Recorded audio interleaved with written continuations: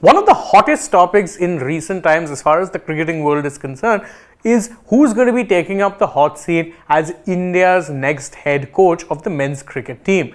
Now, obviously, it's a position that comes with plenty of pressure, and therefore perhaps it might not be that surprising to see a lot of people, former players and current renowned coaches actually rule themselves out of the race. We've heard Justin Langer, the current head coach of the Lucknow Super Giants, publicly rule himself out.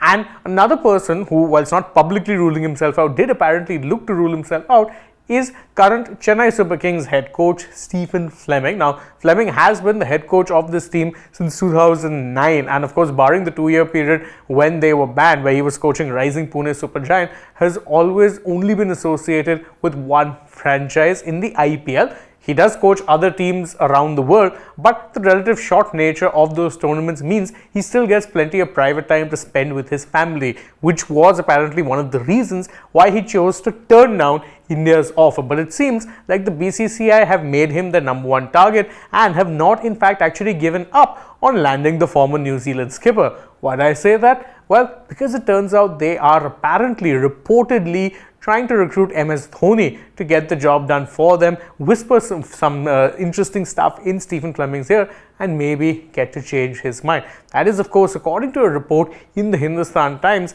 that has a quote from an anonymous BCCI source claiming as much. Let's check it out. The source says that, look, Fleming hasn't said no. He has expressed concerns about the tenure of the contract, which is not unusual. Even Rahul Dravid wasn't keen at first. And this part is actually correct, because Dravid initially, when he was about to become the head coach, he had his reservations about pretty much the exact same thing, the tenure of the contract. He was happy being the head of the NCA, the National Cricket Academy, because it allowed him to be based in Bengaluru, his home, and spend plenty of time with his family, whilst occasionally going out as a coach of the A team or the under-19s team. But he did not necessarily feel that comfortable with the long travel that would be associated with an India head coach, and that's the same issue that Fleming has. But the BCCI is reportedly confident they can convince him otherwise, and as I said before, they have a very interesting ace up their sleeve, MS Dhoni. This is what that source continued on to say, said that, look, Dravid was persuaded. It shouldn't be a surprise if the same happens with Stephen Fleming.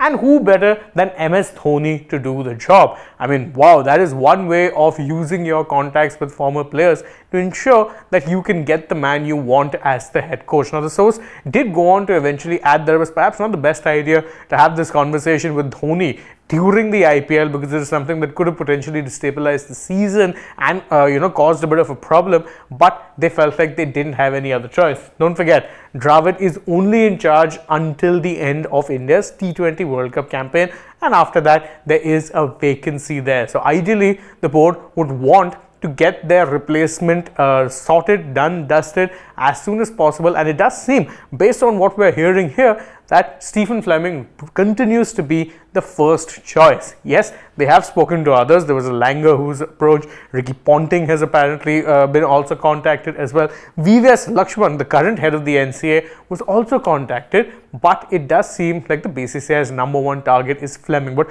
what do you think about the strategy? I think it's an interesting one, but not so sure if it's going to work. I mean, you can tell us what you know in the comments below or what you feel, and don't forget to like this video, share it with your friends, subscribe to the channel, tap that bell icon, follow us on social media. We're on Instagram, Twitter, and Facebook. Don't forget to download the Sports the Cap, and if you're already on the channel, go ahead, check out some other videos we've done as well. For now, from my side though, it is goodbye.